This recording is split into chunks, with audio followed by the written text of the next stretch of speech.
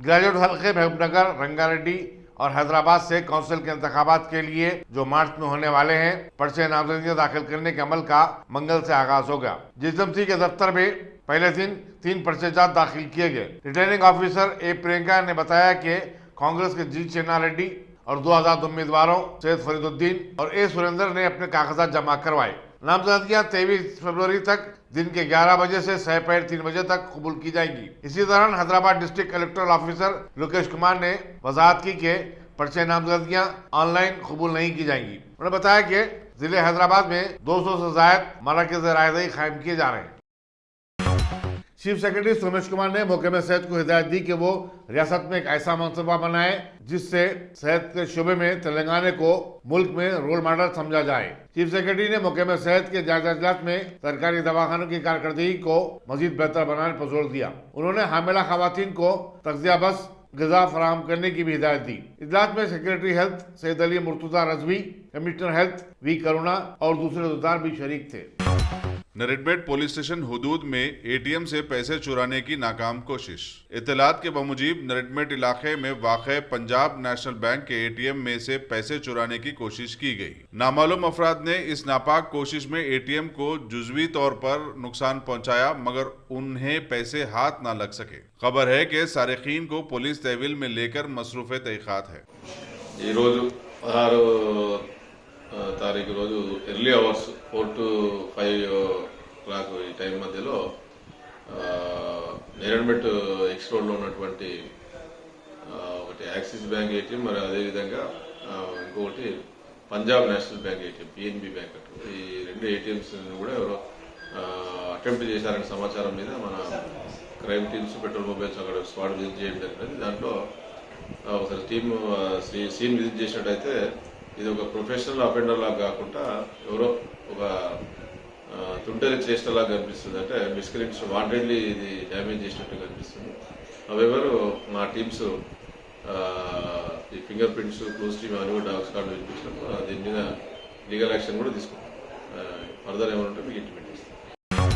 किसानों से राष्ट्र मुलाकात प्रोग्राम के तहत रियासत की असेंबली में कांग्रेस के फ्लोर लीडर मल्लू भट्टी विक्रमार्का ने मंगल को जड़चल्ला के मौजे गंगापुर का दौरा किया। बादशाह मीडिया से बातचीत करते हुए उन्होंने चीफ मिनिस्टर के चंद्रशेखर राव की ज़ेर क़यादत हुकूमत को मुखालिफ किसान करार दिया। उन्होंने कहा कि हुकूमत गरीब और दलित तबके की अराजियात हत्या ले रही है। उन्होंने मौजे उदनपुर के लोगों को जिनकी अराजियात हुकूमत ने हासिल कर ली है, माकूल मुआवजा अदा करने का मुतालबा किया। इस दौरे में साबिक रुकन पार्लियामेंट मधु याक्षी Goud, all India Congress committee Kisan cell के नायब सदर कोदंडा रेड्डी, तेलंगाना किसान सेल के सदर अविनाश रेड्डी, महबूबनगर जिला कांग्रेस कमेटी के सदर अब्दुल्ला कोतवाल, साबिक रुकन असेंबली एम वामशी चंद्र रेड्डी और दूसरे भी मल्लू भट्टी विक्रमार्का के हमरा थे। ఇంతకుముందు కూడా చెప్పారు ఉదయం ఆదిలాబాద్లో కొన్ని ప్రాజెక్టులు జరుగుతున్నటువంటి అవకతవకలను దృష్టి తీసుకొని వస్తే ఈ రైతు బాట అయిన తర్వాత ప్రాజెక్టుల బాట చేపడతామని చెప్పారు. దాంతోపాటు పేదవాళ్ల భూముల కోసం ప్రభుత్వాలు పంచిన భూముల కోసం కూడా ఒక ప్రత్యేక కార్యక్రమాన్ని చేపడతామని సందర్భంగా చెప్తూ ఈ ఉద్దండపూర్ పేదవాళ్ళకి ఎట్టి పరిస్థితుల్లో మళ్ళీ మేము అవసరమైతే ఆ గ్రామాన్ని కూడా సందర్శన చేస్తాం. ఇప్పుడు కార్యక్రమం నడుస్తూ ఉంది, మధ్యలో డిస్కంటిన్యూ చేసి వస్తే బాగోదు కాదు. కాబట్టి ఇది పూర్తయిన తర్వాత మేము అవసరం అనుకుంటే ఆ గ్రామాన్ని కూడా సందర్శిస్తాం, వాళ్ళ పక్షాన నిలబడతామని కూడా మీ అందరికీ సవినయంగా మనం చేస్తూ సెలవు తీసుకుంటాం।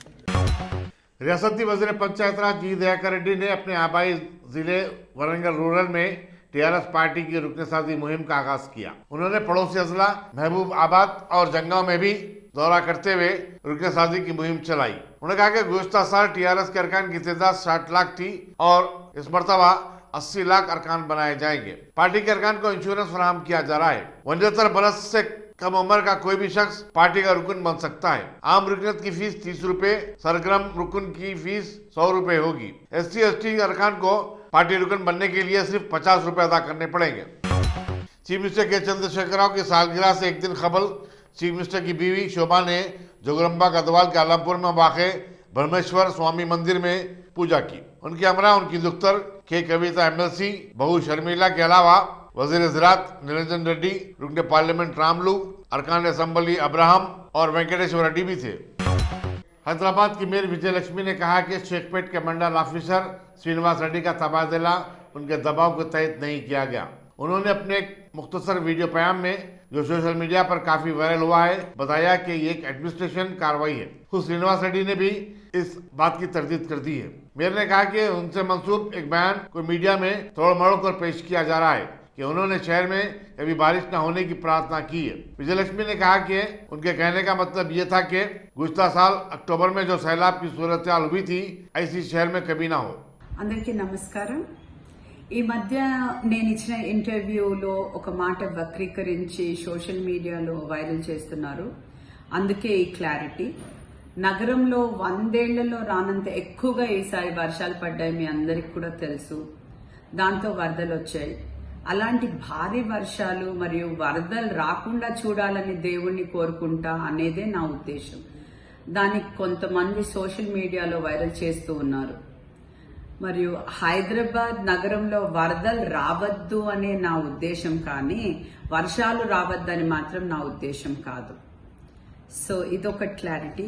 సెకండ్ క్లారిటీ కూడా నేను ఈరోజు మన షేక్పేట్ తహసీల్దార్ బదిలీ వ్యవహారంలో కూడా నేను చెప్పాలేమనుకున్నాను. నేను దాంట్లో నా ప్రమేయం ఏమీ లేదు. దానిపై నేను ఎవ్వరితో కూడా మాట్లాడలేదు.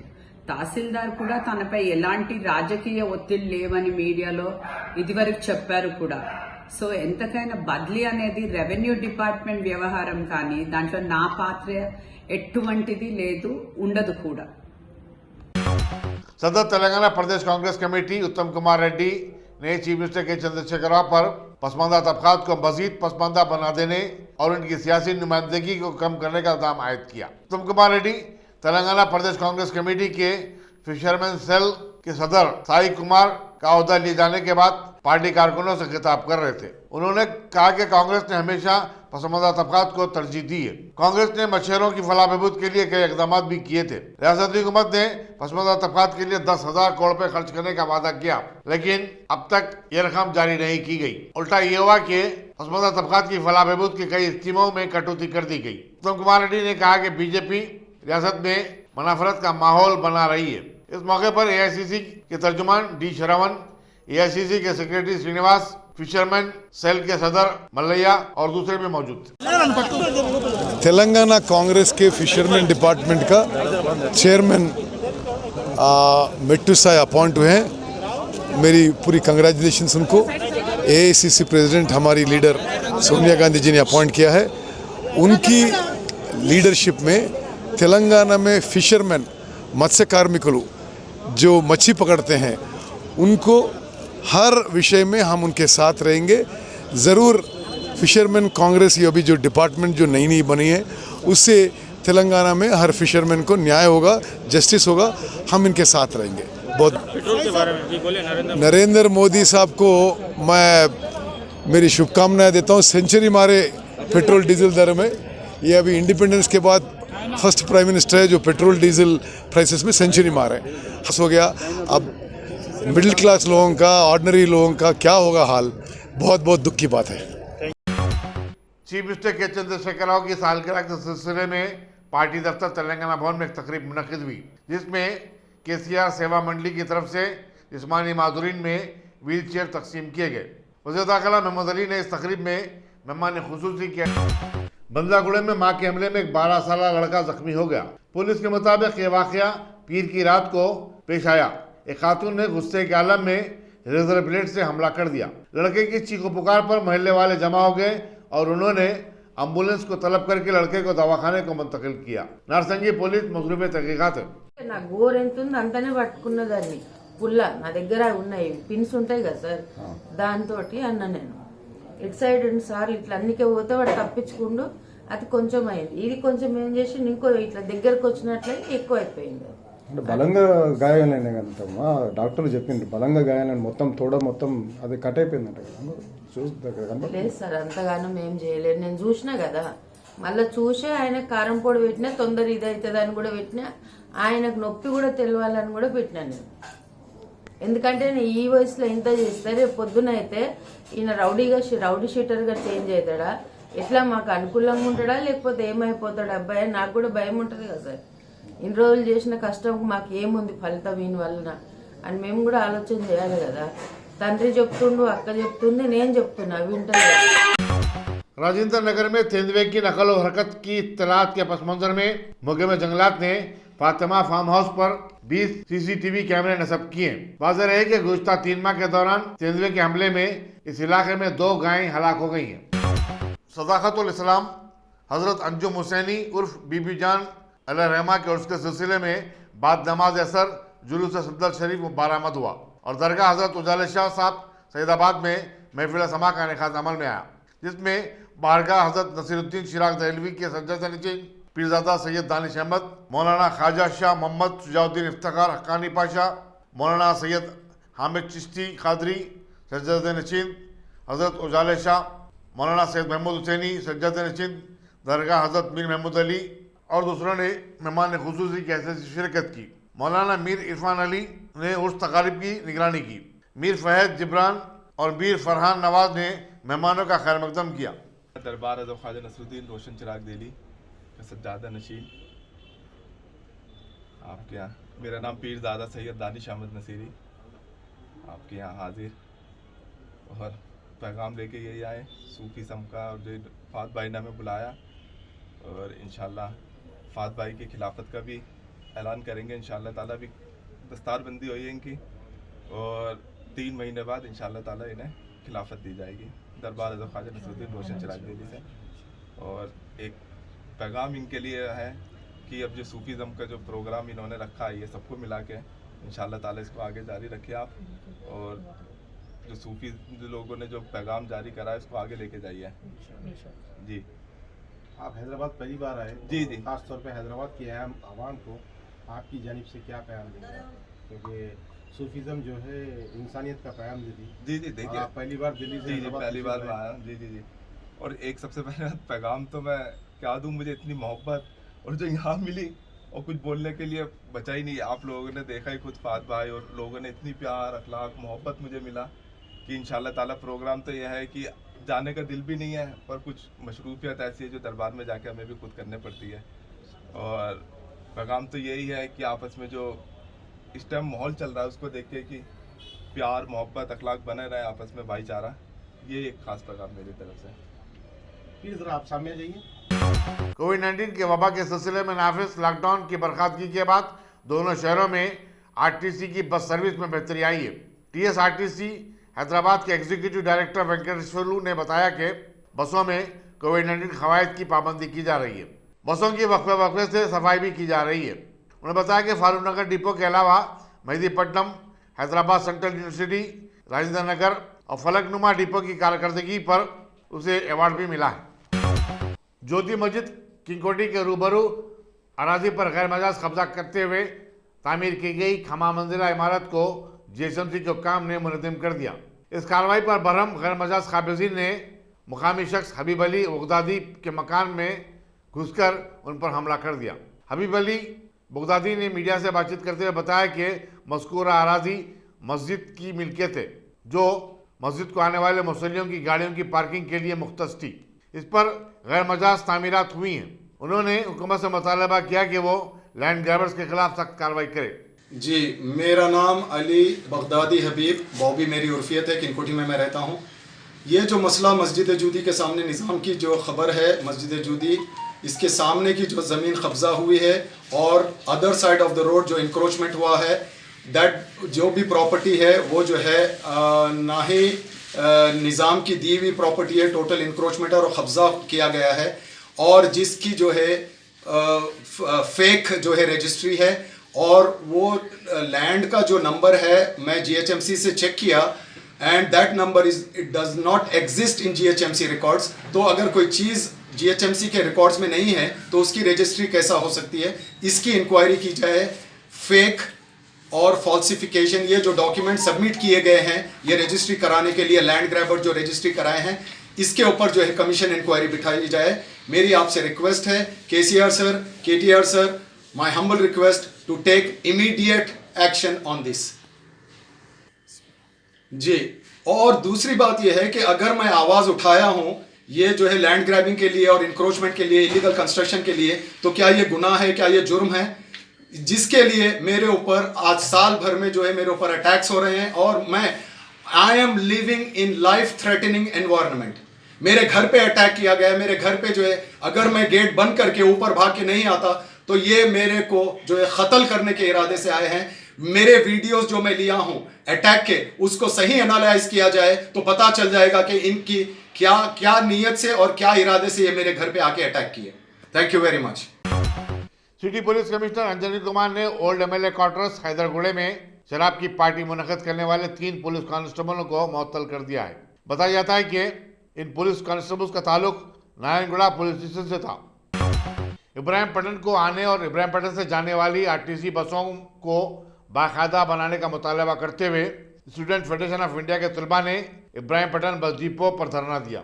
उन्होंने कहा कि स्कूल की कुशादगी के बाद आरटीसी ने स्टूडेंट बस पास की सहूलत बहाल नहीं की, जिसकी वजह से तलबा को सख्त मुश्किलात का सामना करना पड़ा है और यह तलबा अपने बच्चों को स्कूल और कॉलेज छोड़ने और फिर घर वापस लाने के लिए मजबूर हो गए। रियासत तेलंगाना के सीएम केसीआर अरसे दराज से जहां कामगारों की हद उम्र वजीफा बढ़ाने और उन्हें खुश रखने की ज़्यादा कोशिशों में मसरूफ़ दिखाई दिए हैं, ऐसे में बाज़ मुलाजमीन की बड़ी बड़ी हक तलफियाँ भी अभी ख़बरों में आती जा रही हैं। अभी खबर मिली है कि हैदराबाद के पुराने शहर के इलाके ईदी बाज़ार के एक सरकारी स्कूल के एक अटेंडर जिनका नाम जिलानी खान बतलाया गया है और ये भी जानकारी दी गई है कि ये मौसूफ पिछले 24 सालों से सरकारी स्कूल में आर्जी तौर पर नौकरी अंजाम दे रहे हैं, जिनका कोई पुरसान हाल नहीं है। बारहा उन्हें मुस्तकिल करने पर तवज्जो दिलाई गई, लेकिन कहीं से भी अभी तक कोई सुनवाई नहीं हुई है। अभी पता नहीं ऐसी कई जगहों पर ऐसे कितने मजबूर लोग ऐसी खिदमात से जुड़े हुए हैं जिनका कोई पुरसान हाल नहीं है। वैसे भी मुस्तकिल अटेंडर की तनख्वाह भी किसी को भरपूर ज़िंदगी चलाने में कोई योगदान नहीं देती, फिर भी ऐसे लोग बड़ी कस्मपुरसी में टीआरएस पार्टी की जय जयकार करते हुए जी रहे हैं। करोड़ा के बजट की हेर फेर से जुड़े लोग अगर इस तरफ फौरी तवज्जो देते हैं तो शायद कुछ इंसानियत का भला हो सकता है। दवा को पैसे भी देना बोलते, कहीं को जाओ मैं इसलिए मैं नहीं जाता हूँ, मेरी शर्मिंदगी होती, मैं किसी से मांगता नहीं पैसे। गैर से मैं खैरात मांग लेके जो है अपनी ज़िंदगी गुजारने को मेरे को सहारा नहीं है, कोई आमदनी का ज़रिया नहीं है। मैं अपनी दवा के लिए जो गैर से पैसे ले रहा हूँ 50 रुपये 100 रुपये, उसमें मैं महीने को 2000 रुपये दवा ला ले रहा हूँ। ऐसा फ़ोन रिचार्ज करा लेता हूँ, ऐसा कुछ नहीं खर्चा है मेरा चलते रहता। 24 साल से कर रहा हूँ, 1996 से आज तक कर रहा हूँ, 24 साल गुजर गए मेरे को। हाँ, मेरी वालदा 1971 से 1996 तक ड्यूटी किए। 25 साल जो है उन्होंने टेम्पररी ड्यूटी करते हुए उनका टेम्पररी ड्यूटी पे इंतकाल हो गया। मेरी मरहूम वालदा की नौकरी जो है परमानेंट नहीं हुई। परमानेंट नहीं होने की वजह से आज मेरे को परेशानी हो गया। परमानेंट रहते तो मेरे को दूसरे दिन ही नौकरी मिल जाती थी। इसलिए जब इतनी मेहनत 10 अक्टूबर 1996 को हुआ, इतनी बावजूद भी जो है 25 साल उनको परमानेंट नहीं करे, नौकरी उनकी परमानेंट नहीं हुई थी। अब वो जो है वो गुजर गए उनकी ड्यूटी पे, तो मेरे को बुला के बोले एचएम साहब आप काम करो, आपको नौकरी हो जाएंगे। मेरी मरहूम वालदा गुजरते ही गवर्नमेंट से जो तनख्वाह आती थी उनकी वो बंद हो गई। जो पहले 625 थी आज 5000 रुपये तनख्वाह मिल रही वो पोस्ट की। वो तो जो है मैं उस बात एचएम साहब की बात सुनते ही जो है मैं जो है काम शुरू करा है। 1996 से आज तक काम कर रहा हूँ अटेंडर की, वॉचमैन का नौकरी का आर्डर है तनख्वाह। मैं district education officer, district collector, magistrate, director office, principal secretary government education depart और एजुकेशन मिनिस्टर और चीफ सेक्रेटरी साहब, सीएम ऑफिस, गवर्नर राजभवन, इतने जगह मैं 24 साल से दरख्वास्त देते हुए आ रहा हूँ, मेरी कोई सुनवाई नहीं हुई। अब मेरी गुजारिश है कि हमारे गवर्नमेंट एजुकेशन ऑफिसर से और madam education minister madam Sabita Indira Reddy से और chief minister government Telangana KCR साहब से कि मेरे को जो है गवर्नमेंट हाई स्कूल दरबार पर 4th क्लास के पोस्ट पर टेम्पररी अपॉइंटमेंट आर्डर दे दिए। तो जो है जिंदगी लीदी बाज़ार कुमारवाड़ी कॉलोनी पर 4th क्लास के पोस्ट पर टेम्पररी अपॉइंटमेंट आर्डर दे दिए, तो मेरी ज़िंदगी गुजारने में कुछ मदद मिल जाएंगी। और हमारे साथ ही साथ एमएलए अकबरुद्दीन नबी साहब, एमपी असदुद्दीन साहब से भी गुजारिश है कि मेरे 4th क्लास के पोस्ट पर अपॉइंटमेंट के लिए मेरी मदद कीजिए। आप लोगों की बड़ी मेहरबानी होंगी। मैं आप लोगों का ज़िंदगी पर हार्ट का 5 मरतबा मेरा हार्ट का ऑपरेशन हुआ। रीढ़ की हड्डी का ऑपरेशन हुआ, बाएं पैर को फालिश का अटैक होगा, मैं बहुत ही मजबूर तकलीफ़ में हो गया। इसलिए जो है मेरी गुजारिश है कि मेरे को 4 क्लास के प्रॉपर अपार्टमेंट ऑर्डर दे दीजिए, मेरी ज़िंदगी गुजारने में आसानी हो जाएगी। दिल्ली के पुलिस कमिश्नर एस.एन. श्रीवास्तव ने कहा कि माहौलियाती जहदकार दिशा रवि की हफ्ते को बेंगलुरु में गिरफ्तारी में कोई बेकायदगी नहीं हुई। उन्होंने कहा कि कानून 22 साल और 50 साल में कोई तमीज़ नहीं करता। उन्होंने इस बात की तरदीद कर दी कि दिशा रवि की गिरफ्तारी में कुछ खामियां हैं। दिशा रवि ने माहौलियाती जहदकार ग्रेटा थनबर्ग को टेलीग्राम ऐप के जरिए टोल किट रवाना की थी। दिशा रवि के अलावा मुंबई की एक वकील निकिता जैकब और पुणे की इंजीनियर शांतो पर भी मुल्क को बदनाम करने के मकसद से टोल किट तैयार करने का इल्जाम है। दिल्ली की एक अदालत ने मुल्क से गद्दारी के केस में जवाहरलाल नेहरू यूनिवर्सिटी के तलबा लीडर कन्हैया कुमार और दीगर 9 अफराद को 15 मार्च को अदालत में तलब किया है। वाज़ेह रहे कि दिल्ली पुलिस ने गुज़िश्ता साल इनके खिलाफ चार्जशीट दाखिल की थी। कन्हैया कुमार और दूसरों को मुखालिफ हिंदुस्तान नारे लगाने के संगीन इल्जाम का सामना है। दीगर मुलजिमीन के नाम आकिब हुसैन, मुजीब हुसैन, उमर गुल, राया रसूल, शब्बीर भट्ट और बशारत बताए गए हैं। कुर्सी पर कोई भी बैठे, राजा तो मेरा ख्वाजा है। सुल्तानुल हिंद हज़रत ख्वाजा मोइनुद्दीन चिश्ती ख्वाजा गरीब नवाज के 890 सालाना उर्स के लिए वज़ीर-ए-आज़म नरेंद्र मोदी की तरफ से एक चादर रवाना की गई है।